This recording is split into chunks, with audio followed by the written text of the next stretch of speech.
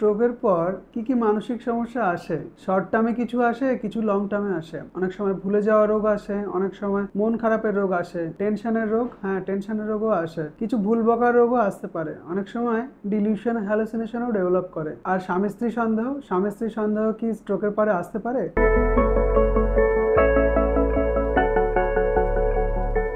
Hello everyone, আমি doctor S K Zaman, consultant psychiatrist, Calcutta national medical college. Brain stroke দু রকমের হয়, একটা ইসচেমিক স্ট্রোক, একটা হেমারেজিক স্ট্রোক। ইসচেমিক স্ট্রোক অনেক বেশি পরিমাণে হয়, প্রায় 85%-এর ইসচেমিক স্ট্রোক হয়। এই ইসচেমিক স্ট্রোক বেশিরভাগ ক্ষেত্রে শিরা ব্লক হয়ে গিয়ে বা শিরার মধ্যে অ্যাথেরোস্ক্লেরোসিস হয়ে গিয়ে রক্ত জমাট বেঁধে গিয়ে রক্ত প্রবাহ পরবর্তী অংশে রক্ত প্রবাহ হতে দেয় না, তার ফলে ইসচেমিক স্ট্রোক হয়। হেমারেজিক স্ট্রোকে শিরা ফেটে গিয়ে হয়। এই ব্রেন স্ট্রোক হলে সিমটম কেমন হবে, সেই সিমটমটা ডিপেন্ড করে ব্রেনের কোথায় স্ট্রোকটা হচ্ছে। এখন আমরা সবাই জানি যে ব্রেন স্ট্রোক হলে বিভিন্ন মোটর সিমটমস হয়, বিভিন্ন সেন্সরি সিমটমস হয়। যেমন একদিকে শরীর পুরো প্যারালাইসিস হয়ে যেতে পারে, হাত বা পা বা পুরো শরীরটাই একদিকে বাঁ দিকটা বা ডান দিকটা প্যারালাইসিস হয়ে যেতে পারে, বা শরীরের বিভিন্ন অংশ নিষাড় হয়ে যেতে পারে, হাত পা নিষাড় হয়ে যেতে পারে, ষাঁড় চলে যায়। বা বিভিন্ন রকম অটোনমিক সিমটমস হয়, যেমন পেচ্ছাপ ধরে রাখতে পারে না বা পটি ধরে রাখতে পারে না, এরকম অটোনমিক সিমটমসও হয়। এই ব্রেন স্ট্রোকের পরে বহু রকম মানসিক সমস্যা আসে বা মানসিক সিমটমস হয় বা মানসিক রোগ দেখা দেয়। এখন আজকে আমাদের আলোচ্য বিষয় এটাই যে এই ব্রেন স্ট্রোকের পরে কি মানসিক সমস্যা আসে, যেগুলোকে আমাদের রেকগনাইজ করতে হবে, আমাদেরকে চিনতে হবে। এবং আমাদের বাড়ির লোক বা আমাদের বাড়ির আশপাশে কারো যদি স্ট্রোক হয়, তাহলে এই ধরনের নিউরোসাইকিয়াট্রিক সমস্যা বা মানসিক সমস্যা যদি তার দেখা যায়, তাহলে আমরা যেন সেটা আইডেন্টিফাই করতে পারি, আমরা যেন সেটা চিনতে পারি এবং তার প্রপার ট্রিটমেন্টের জন্য যেন ডাক্তারবাবুদের কাছে নিয়ে যেতে পারি। তাহলে এই মানসিক সমস্যাগুলো স্ট্রোকের পরে কেন হয়, তার কারণ খুঁজতে গিয়ে দেখা যায় যে বিভিন্ন অ্যানাটমিক্যাল কারণ আছে। যেমন ব্রেনের বেশ কিছু জায়গার নার্ভ সেলগুলো নেক্রোসিস হয়ে যায়, নার্ভ সেলগুলো পচে যায়, কিছু জায়গায় নার্ভ সেলগুলো ফুলে যায়, এডিমা হয়ে যায়, কিছু জায়গায় এই নার্ভ সেলগুলো ড্যামেজ হয়ে যাওয়ার জন্য বিভিন্ন নিউরোকেমিক্যাল চেঞ্জেস আসে। যেমন acetylcholine, glutamate, dopamine, serotonin, norepinephrine, epinephrine, এই লেভেলগুলো তারতম্য ঘটে। কিছু জায়গায় এই লেভেলগুলো কমে যায়, কিছু জায়গায় বেড়ে যায়। কোন জায়গায় বাড়ছে বা কোন জায়গায় কমছে তার উপর ডিপেন্ড করে যে ব্রেনের কেমন সিমটমসগুলো বহিঃপ্রকাশ হবে। এখন বিভিন্ন সাইকোলজিক্যাল কারণ, যেমন লোকটির তার সেলফ এস্টিম কেমন, তার মনের জোর কেমন, তার খারাপ সময়ে ডিল করার ক্ষমতা কেমন, তার কোপিং স্কিল কেমন, তার আগে কোনো মানসিক রোগ ছিল কিনা, তার বংশে কোনো মানসিক সমস্যা আগে থেকে ছিল কিনা, বিভিন্ন সোশ্যাল কারণ এর মধ্যে জড়িয়ে আছে। যেমন একটা স্ট্রোকের পরে একজন মানুষ যখন একদিকে পুরো প্যারালাইসিস হয়ে যাচ্ছে, তখন তার খাবার খাওয়া থেকে শুরু করে তার পটিতে যাওয়া থেকে শুরু করে সবকিছুই বাড়ির লোকের উপর ডিপেন্ড করতে হয়, মানে ঘুম থেকে ওঠা থেকে শুরু করে ঘুমাতে যাওয়া পর্যন্ত। সুতরাং এটা তার ক্ষেত্রে একটা বড় মানসিক চাপ তৈরি করে। অনেকে এই জবলেস হয়ে পড়েন স্ট্রোকের পরে, কাজ চলে যায়, কাজ চলে গিয়ে ইনকাম চলে যায়, ইনকাম চলে গিয়ে সেটা তার আলাদা মানসিক প্রেশার তৈরি করে। বা এই ট্রিটমেন্ট খরচ অনেক বেড়ে যায়, ফিজিওথেরাপি কস্ট, ওষুধের খরচ, ডাক্তার দেখানো খরচ। এছাড়াও অনেকেই ঘুরতে খুব ভালোবাসেন, বেড়াতে যেতে ভালোবাসেন, বাড়ির বাইরে 5 জনের সাথে কথা বলে ইন্টারাক্ট করতে ভালোবাসেন, কিন্তু দেখা যায় যে স্ট্রোকের পরে তার বাইরে বেরোনোই বন্ধ হয়ে যায়। সুতরাং একদম গৃহবন্দী অবস্থা, সেটা তার একটা বড় মানসিক চাপ তৈরি করে। সুতরাং এই বিভিন্ন বায়োলজিক্যাল, সাইকোলজিক্যাল, সোশ্যাল এই কারণগুলো একটা মানুষের স্ট্রোকের পরে বিভিন্ন নিউরোসাইকিয়াট্রিক সমস্যা বা নিউরোসাইকিয়াট্রিক সিমটমস তৈরি হতে সাহায্য করে। এখন আমরা এই কি নিউরোসাইকিয়াট্রিক সিমটমস বা নিউরোসাইকিয়াট্রিক ডিসঅর্ডার হতে পারে, এই আলোচনাটাকে দুভাগে ভাগ করতে পারি। একটা হচ্ছে অ্যাকিউট সমস্যা বা স্ট্রোকের পরে চলে আসে, আর একটা ক্রনিক, বেশ কিছুদিন পরে যে সমস্যাগুলো আসে। এবার আমরা দেখব যে অ্যাকিউট সমস্যা কি হয়। অ্যাকিউটলি একটা পেশেন্টের প্রথমেই সিজার অ্যাটাক হতে পারে বা খিঁচুনি, মির্গির সমস্যা চলে আসতে পারে। দেখা গিয়েছে 10% স্ট্রোকে যারা ভুগছে তাদের এই মির্গি বা খিঁচুনি সমস্যা চলে আসতে পারে প্রথম 1 সপ্তাহের মধ্যেই। অনেকের ক্ষেত্রে ডিলিরিয়াম ডেভেলপ করে। এই ডিলিরিয়াম মানে হচ্ছে কনফিউজড হয়ে যায় মানুষ, কনফিউশন তৈরি হয় আশপাশের পরিস্থিতি সম্পর্কে, তিনি চিনতে পারেন না, বুঝতে পারেন না কোথায় আছেন, কি করছেন, কি খাচ্ছেন, সেই আশপাশের পরিবেশ সম্পর্কে তার অ্যাওয়ারনেসটা চলে যায়, তার সচেতনতাটা চলে যায়। এবং বেশিরভাগ ক্ষেত্রে দেখা যায় যে পেশেন্টরা হসপিটালে ভর্তি হয় স্ট্রোকের পরে, তাদের ক্ষেত্রে ডিলিরিয়ামটা দেখার চান্স বেশি থাকে। অনেকের ক্ষেত্রে হেডেক দেখা যায়, মাথা যন্ত্রণা হয়, খুব সিভিয়ার হেডেক হয়, বা খুব সিভিয়ার হেডেক একটা স্ক্যান করে দেখা যায় যে স্ট্রোক তার মধ্যে দেখা দিয়েছে। বেশিরভাগ ক্ষেত্রে দেখা যায় বিভিন্ন হেমারেজিক স্ট্রোক যেগুলো হয়, সাবআরাকনয়েড সাবডুরাল হেমাটোমা, এগুলো যখন হয় তখন এই সিভিয়ার হেডেক বা মাথা যন্ত্রণা স্ট্রোকের পরে দেখা দিতে পারে। অনেকের ক্ষেত্রে চোখে দেখতে সমস্যা হয়। একটা খুব কমন কন্ডিশন আমরা এই অ্যাকিউট স্ট্রোকের পরে পাই, প্যাথোলজিক্যাল এফেক্ট। এই প্যাথোলজিক্যাল এফেক্ট মানে হচ্ছে মানুষটি যখন তখন হাসি কান্না শুরু হয়ে যায়, মানে কোনো স্টিমুলাই ছাড়া, আশপাশে কোনো পরিবেশে কোনো হাসির পরিবেশ না থাকা সত্ত্বেও দেখা যায় তিনি হা হা করে অট্টহাসি হাসছেন। আবার দেখা গেল কোনো পরিস্থিতি ছাড়াই তিনি কান্না করছেন। এই কখনো হাসি কখনো কান্না দেখা যায় প্রায় 50%, 50% স্ট্রোক পেশেন্টদের ক্ষেত্রে দেখা যায়। আমরা কমনলি আমাদের ডে টু ডে প্র্যাকটিসে এই প্যাথোলজিক্যাল এফেক্ট নিয়ে পেশেন্টদেরকে আসতে দেখি। অনেকের ক্ষেত্রে দেখা যায় যে রিঅ্যাক্টিভ ডিপ্রেশন হয়, মানে স্ট্রোকের পরে পরেই একটা ইমিডিয়েটলি পোস্ট স্ট্রোক ডিপ্রেশন হয়, এবং এই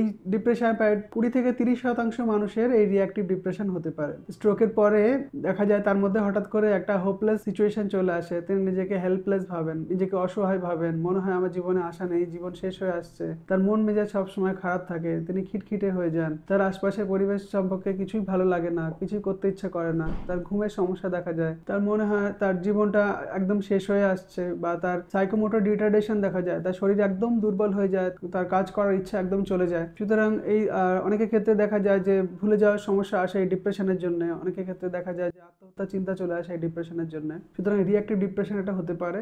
আরেকটা হয় মিউটিজম হয় অ্যাকিউটলি। একজন পেশেন্ট দেখা যায় যে স্ট্রোকের পরে একদম চুপ হয়ে যান, কোনো কথা বলছেন না, একদম নীরব হয়ে যান।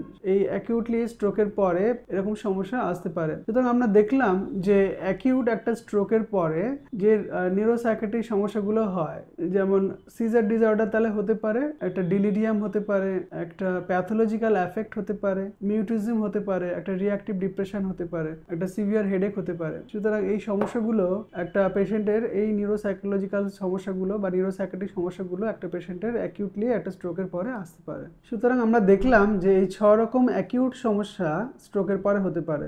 এবার আমরা দেখব যে ক্রনিক্যালি লং টার্মে গিয়ে বিভিন্ন রকম যে নিউরোসাইকিয়াট্রিক সমস্যাগুলো আসে, সেরকম প্রায় 10 রকমের মানসিক সমস্যা আসে নিউরোসাইকিয়াট্রিক লং টার্মে গিয়ে। সেগুলোকে আমাদের জানতে হবে, আমরা এক এক করে দেখে নিই। প্রথমে বলি ডিপ্রেশন হতে পারে লং টার্মে গিয়ে। ডিপ্রেশনের ক্ষেত্রে দেখা যায় এই সিমটমসগুলি যদি একটানা 14 দিন ধরে চলতে থাকে, 2 সপ্তাহ যদি থাকে, তাহলে আমরা বলবো তিনি পোস্ট স্ট্রোক ডিপ্রেশনে ভুগছেন। লং টার্মে গিয়ে দেখা যায় প্রায় 20 থেকে 30% মানুষের পোস্ট স্ট্রোক ডিপ্রেশন দেখা যায়। এই পোস্ট স্ট্রোক ডিপ্রেশনে যেমন রিঅ্যাক্টিভ ডিপ্রেশনের সিমটমসগুলো বললাম, ওই রকমই বেশিরভাগ সিমটমস দেখা যায়। তার সাথে দেখা যায় যে অ্যাপ্যাথি ডেভেলপ করে বেশি, অ্যানাইডোনিয়া হয়, মানে আগে যে কাজগুলো করে ভালো লাগতো এখন সেগুলো তার ইচ্ছা করে না, তার কোনো কাজ করতে ইচ্ছা করে না, তিনি আস্তে আস্তে জগৎ থেকে নিজেকে গুটিয়ে নিতে শুরু করেন। বা অনেক সময় দেখা যায় যে চিন্তা চলে আসে, এবং দেখা যায় প্রায় 7.2% মানুষ যারা স্ট্রোকের পরে মারা যান তারা সুইসাইড করে মারা যান। সুতরাং এটা একটা ভয়ঙ্কর পরিসংখ্যান যে অনেক মানুষই স্ট্রোকের পরে এই ডিপ্রেশন থেকে করে মারা যান। পোস্ট স্ট্রোক ডিপ্রেশন যদি থাকে তাহলে আমাদের সেটাকে আইডেন্টিফাই করতে হবে এবং আমাদের ডাক্তারবাবুদের কাছে নিয়ে যেতে হবে তার প্রপার ট্রিটমেন্টের জন্য। এবার আসি অ্যাংজাইটি।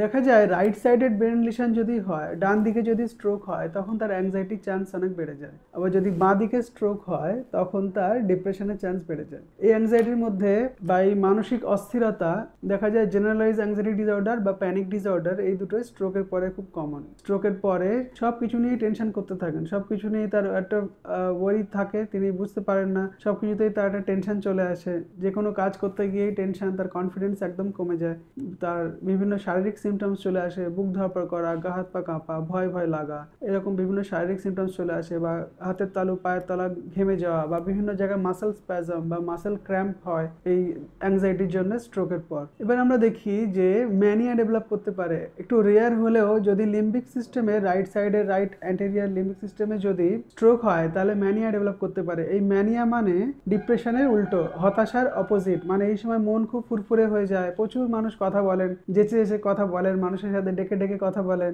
বা নিজেকে বিরাট বড় ভাবতে শুরু করেন, ভাবে আমার প্রচুর ব্যাংক ব্যালেন্স আছে, প্রচুর টাকা আছে আমার কাছে। বা এটা আরো যখন অ্যাগ্রেসিভ জায়গায় পৌঁছে যায়, যখন সাইকোটিক লেভেলে পৌঁছে যায়, অনেকে নিজেকে ভগবান ভাবা শুরু করেন, বা অনেকে ভাবেন আমি তো পৃথিবীটাকে তৈরি করেছি, এরকম বিভিন্ন রকম গ্র্যান্ডিওস ডিলিউশন তার মধ্যে ডেভেলপ করতে পারে এই স্ট্রোকের পর। বা অনেক অনেক সময় আসে একটু বয়সকালে, যখন কোনো মানুষ ম্যানিয়া নিয়ে আসে, আমরা একটা সিটি স্ক্যান করিয়ে দেখি বা একটা এমআরআই করিয়ে দেখি যে কোনো অর্গানিক কারণে আসছে কিনা। অনেক সময় হয় যে ব্রেন স্ট্রোকের পরেও এই ধরনের সিমটমস আসে, সেক্ষেত্রে আমরা সঠিক ট্রিটমেন্ট করার চেষ্টা করি। অনেকের ক্ষেত্রে এই স্ট্রোকের পরে আমরা পাই সাইকোসিস ডেভেলপ করে। এই সাইকোসিস মানে ভুল বকা চলে আসে স্ট্রোকের পরে। অনেকে ডিলিউশন, হ্যালুসিনেশন হয়। ডিলিউশন মানে ভ্রান্ত ধারণা তার মধ্যে এমন ভাবে চলে আসে, তাকে বলে বুঝিয়ে কোনোভাবে তাকে বিশ্বাস করানো যায় না। যেমন অনেকে ভাবে যে খাবারে বিষ মিশিয়ে দিচ্ছে, বা আমাকে ক্ষতি করার চেষ্টা করছে, বা আমার সাথে রিলেশনে আছে কিন্তু অন্য কারোর সাথে সম্পর্ক করছে। এই ডিলিউশন নিয়ে একটা মজার গল্প বলি আপনাদের সাথে।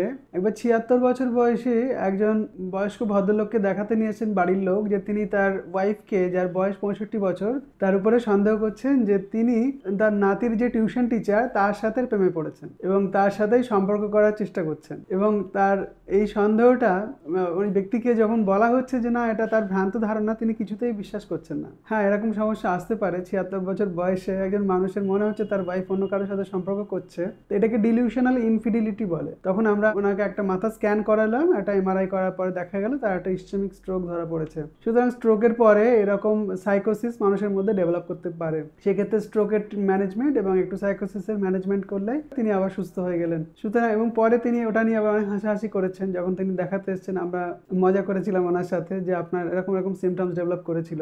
সুতরাং সাইকোসিস ডেভেলপ করতে পারে। এই সাইকোসিসে হ্যালুসিনেশন ডেভেলপ করতে পারে। হ্যালুসিনেশন মানে কোনো স্টিমুলাই নেই তার সত্ত্বেও কোনো কিছুকে অনুধাবন করা। যেমন কোনো মানুষ নেই তাও কথা শুনতে পাচ্ছেন, কোনো মানুষ বা কোনো অবজেক্ট নেই তাও তিনি দেখতে পাচ্ছেন, এরকম হতে পারে। বেশিরভাগ ক্ষেত্রে দেখা যায় যে অডিটারি হ্যালুসিনেশন হয়। অডিটারি হ্যালুসিনেশন মানে কানে শুনতে পাচ্ছেন, কোনো মানুষ নেই তার কথা শুনতে পাচ্ছেন, এরকম সমস্যা স্ট্রোকের পরে আসতে পারে। এবার আসি অ্যাপ্যাথি ডেভেলপ করে। এই অ্যাপ্যাথি মানে তার কোনো কিছুতেই তার ফিলিংস নেই, তার ইমোশন নেই, তার কোনো কিছুতেই কোনো ইচ্ছা করে না, এরকম একটা অবস্থা তৈরি হতে পারে। কিন্তু দেখা যায় সেই সময় তার পোস্ট স্ট্রোক ডিপ্রেশন নেই, অথচ তার মধ্যে একটা ভয়ানক রকম অ্যাপ্যাথি, যেন পৃথিবী সম্পর্কে তার সব কিছুতেই একটা দুচ্ছাই ভাব, এরকম একটা অ্যাপ্যাথি চলে আসতে পারে স্ট্রোকের পর। অনেকের ক্ষেত্রে অ্যাফেসিয়া ডেভেলপ করে। অ্যাফেসিয়া মানে হচ্ছে তার কথার গঠন তিনি ঠিকভাবে করতে পারছেন না, মানে তিনি যেটা বুঝছেন সেটা বলতে পারছেন না, অথবা যেটা বলছেন সেই কথাটা কোনো মানে থাকছে না। এরকম প্রবলেম আমরা অনেকেই দেখে থাকতে পারি। আমাদের বাড়ির আশপাশে যদি কারো স্ট্রোক হয়ে থাকে, তাহলে দেখা যায় যে তিনি কথা বলতে পারছেন না, বা কথা বলতে পারলেও কথা জড়িয়ে যাচ্ছে, বা কথা জড়িয়ে গেলেও কথা বোঝা যাচ্ছে না। এরকম সমস্যা খুব কমনলি আমরা দেখি। সুতরাং এটা একটা মানসিক সমস্যা স্ট্রোকের পরে আসতে পারে। এবার দেখা যায় যে পার্সোনালিটি চেঞ্জ হয়ে যেতে পারে। স্ট্রোকের পরে একজন মানুষ একরকম মানুষ ছিলেন, দেখা গেল তার ফ্রন্টাল লোব বা টেম্পোরাল লোবে যদি স্ট্রোক হয়, তার পার্সোনালিটি প্যাটার্ন, তার মানসিক গঠন সম্পূর্ণ উল্টো হয়ে যেতে পারে। তিনি হয়তো খুব নম্র, সভ্র, ভদ্র মানুষ ছিলেন, দেখা গেল স্ট্রোকের পরে তার ক্যারেক্টার একদম পুরো উল্টো হয়ে গেল। অনেক সময় হয় বয়স্ক মানুষদেরকে নিয়ে আসেন বাড়ির লোকেরা তাদের স্বভাব চেঞ্জ হয়ে যাওয়ার জন্য। দেখা যাচ্ছে তিনি এমন আজে বাজে কাজ করে বসছেন যেটা তার বাড়ির লোক মেনে নিতে পারছেন না, এবং সেটা হঠাৎ করে শুরু হয়। তখন মাথার একটা ছবি করিয়ে দেখা যায়, মাথার একটা এমআরআই করিয়ে দেখা যায় যে তার মাথায় একটা স্ট্রোক হয়েছে। এটা খুব কমনলি আমরা পাই। অনেকের ক্ষেত্রে হয় অ্যানোসগনোসিয়া হয়। এই অ্যানোসগনোসিয়া হচ্ছে শরীরের সাথে মন পেরে উঠছে না, মানে তার শরীর সম্পর্কে তার অ্যাওয়ারনেস ঠিকঠাক থাকছে না। দেখা যাচ্ছে যে তার একদিকে প্যারালাইসিস হয়ে আছে, তিনি বলছেন না আমি হেঁটে চলে যেতে পারবো, টয়লেট যাবো, আমার কোনো অসুবিধা নেই। বা তার হাতটা হয়তো প্যারালাইসিস হয়ে আছে, রাইট হ্যান্ডটা, তিনি খাবেন, বলছেন না আমি খেয়ে নেবো, কাউকে খাওয়াতে হবে না, আমি খেয়ে নেবো। এটাকে অ্যানোসগনোসিয়া বলে। এই ব্রেন স্ট্রোকের পরে ক্রনিক্যালি দেখা যায় অনেক পেশেন্টের ক্ষেত্রে ঘুম চলে যায়, অনেকের ক্ষেত্রে ঘুম আসতে সমস্যা হয়, কারোর মাঝে ভেঙে যায়, কারোর ভোরবেলা ঘুম ভেঙে যায়। এই স্ট্রোকের পরে ঘুম চলে যাওয়াটা যেমনি অ্যাংজাইটি, ডিপ্রেশন বা এগুলোর একটা সিমটমস হতে পারে, তেমনি আলাদা করে অ্যাজ ইনসোমনিয়া হিসেবে, অনিদ্রা রোগ হিসেবে দেখা দিতে পারে। অনেকের ক্ষেত্রেই হয় যে মাইল্ড কগনিটিভ ইম্পেয়ারমেন্ট হয়। মাইল্ড কগনিটিভ ইম্পেয়ারমেন্ট মানে তখন পুরোপুরি ভুলে যাওয়া রোগ বা ডিমেনশিয়া ডেভেলপ করেনি, কিন্তু তার আস্তে আস্তে পারফরমেন্সগুলো কমে আসছে, তার বিভিন্ন কাজের ধরন বা তার ভুলে যাওয়ার ধরন, সেগুলো আস্তে আস্তে ডিমেনশিয়ার দিকে নিয়ে যায়। এই মাইল্ড কগনিটিভ ডিমেনশিয়া দেখা যায় এক বছরে প্রায় 30% পর্যন্ত চান্স থাকে এক বছর পরে তার ডিমেনশিয়া ডেভেলপ করা। অনেকেরই হয় এই স্ট্রোকের পরে ডিমেনশিয়া ডেভেলপ করে। দেখা যায় যত মানুষের এই ডিমেনশিয়া বা ভুলে যাওয়া রোগ দেখা যায়, তার 15 থেকে 20% এই স্ট্রোকের পরেই হয়। এই স্ট্রোকের পরে যে ডিমেনশিয়া বা ভুলে যাওয়া রোগ দেখা দেয়, তাতে যে মানুষ শুধু ভুলে যায় তা নয়, তাতে তার যেমনি স্মৃতির সমস্যা হয়, স্মৃতির সাথে সাথে তার ভাষার পরিবর্তন হয়ে যায়, তার মানসিক গঠনের পরিবর্তন হয়ে যায়। একটা জিনিস দেখে কপি করার যে ক্ষমতা, ভিজুয়াল স্পেশাল ক্যাপাসিটি বলে, ভিজুয়াল স্পেশাল ক্যাপাসিটিটাও তার কমে যায়। বা তার সামাজিক যে ব্যবহার সেটা পরিবর্তন হয়ে যায়, বা অ্যাবস্ট্রাক্ট থিঙ্কিং মানে একটা জিনিস যে ছোট করে ভাবার, একটা বড় ঘটনা যে ছোট করে ভাবার যে মানুষের একটা প্রবৃত্তি আছে সেটাও অনেক ঘাটতি ঘটে। সুতরাং এই ডিমেনশিয়া বা এই স্মৃতিভ্রংশ রোগ যেটা স্ট্রোকের পরে খুব কমনলি দেখা যায়। আর একটি অবস্থা দেখা যায় ক্যাটাস্ট্রফিক রিয়াকশন বলে, মানে কিছু দিনের জন্য বা কিছু সময়ের জন্য মানুষটি এমন উত্তেজিত হয়ে যান, উত্তেজিত হয়ে বিভিন্ন অসংলগ্ন আচরণ বা ব্যবহার করে ফেলেন, যার ফলে বোঝায় যে তিনি আর পরিস্থিতির সঙ্গে কোপ করতে পারছেন না বা সেই পরিস্থিতির সঙ্গে অ্যাডজাস্ট করতে পারছেন না। অনেক সময় ভাঙচুর করা, গায়ে হাত তোলা, বাড়ি থেকে বেরিয়ে যাওয়া বা চেষ্টা খুব কম সময়ের জন্য হয়, আবার হয়তো ট্রিটমেন্টের পর বা কিছুক্ষণ পরে তো নিজেই আস্তে আস্তে আবার শান্ত হয়ে যান। সুতরাং আমরা দেখলাম এই লং টার্মে একজন মানুষের হতাশা বা মানসিক অস্থিরতা বা অ্যাংজাইটি বা ম্যানিয়া বা সাইকোসিস বা ডিপ্রেশন বা ডিমেনশিয়া বা ক্যাটাস্ট্রফিক রিয়াকশন বা অ্যাফেসিয়া, কথা বলার পরিবর্তন হয়ে যাওয়া, এরকম বিভিন্ন মানসিক সমস্যা আসতে পারে যেটা হয়তো আমরা আগে জানতাম না। সুতরাং এই কিছু অ্যাকিউট সমস্যা, কিছু ক্রনিক সমস্যা আমাদেরকে লক্ষ্য রাখতে হবে। আমাদের বাড়ির মানুষটি বা আশপাশের মানুষ কারো যদি স্ট্রোক হয় তাহলে যেন আমরা আইডেন্টিফাই করতে পারি, এবং আইডেন্টিফাই করে আমরা চেষ্টা করব নিকটবর্তী কোনো নিউরোসাইকিয়াট্রিস্টের কাছে পেশেন্টকে বা আপনার বাড়ির লোককে নিয়ে যাওয়ার এবং নিয়ে গিয়ে একটা প্রপার ট্রিটমেন্ট নেওয়ার। এই মানসিক সমস্যার ট্রিটমেন্টগুলি করেন একজন সাইকিয়াট্রিস্ট ডাক্তারবাবু, যিনি ফার্মাকোথেরাপি করেন বা ওষুধ দ্বারা চিকিৎসা, এবং একজন সাইকোলজিস্ট যিনি থেরাপির মাধ্যমে পেশেন্টদেরকে সারিয়ে তোলেন। এখন এই নতুন বিজ্ঞানের যুগে 2025-এ অনেক ভালো ভালো নিউরোসাইকিয়াট্রিক ওষুধ বা সাইকোট্রপিক মেডিকেশন আবিষ্কার হয়েছে, যার দ্বারা আমরা খুব সহজেই এই নিউরোসাইকিয়াট্রিক সিমটমস বা এই নিউরোসাইকিয়াট্রিক রোগগুলোকে আমরা খুব সহজেই ট্রিটমেন্ট করতে পারি বা ডিসঅর্ডারগুলোকে ট্রিটমেন্ট করতে পারি, এবং ট্রিটমেন্ট করে একজন মানুষকে খুব সহজেই সুস্থ করে তুলতে পারি। বেশ কিছু ক্ষেত্রে ট্রিটমেন্টটা একটু দীর্ঘমেয়াদী হয়, বেশ কিছু দিন ওষুধ খেতে হয়, আবার কিছু কিছু ক্ষেত্রে খুব অল্প দিন ওষুধ খেয়ে ঠিক হয়ে যায়। কিন্তু আপনাদের কাছে মেসেজ হলো যে আপনারা ডাক্তারবাবু যতদিন না বলছে ততদিন ওষুধটা বন্ধ করবেন না, এবং যেভাবে ডাক্তারবাবু বলবেন সেভাবে ওষুধটা খাওয়াবেন। যবে ফলো আপে যেতে বলবে তবে আপনি ডাক্তারবাবুর কাছে গিয়ে সঠিক ট্রিটমেন্ট নেবেন। সুতরাং এই ভিডিওটি আপনারা বেশি বেশি করে শেয়ার করুন মানুষের মধ্যে, যাতে মানুষ জানতে পারে যে হ্যাঁ, এরকম স্ট্রোকের পরে বিভিন্ন মানসিক সমস্যা মানুষের আসতে পারে, এবং মানসিক রোগের স্টিগমা থেকে মানুষ যাতে বেরিয়ে আসতে পারে এবং মানসিক রোগ সম্পর্কে আরো বেশি সচেতন হয়। এবং আমার ভিডিওটি ভালো লাগলে লাইক করুন এবং আমার চ্যানেল মনের কথাকে সাবস্ক্রাইব করুন।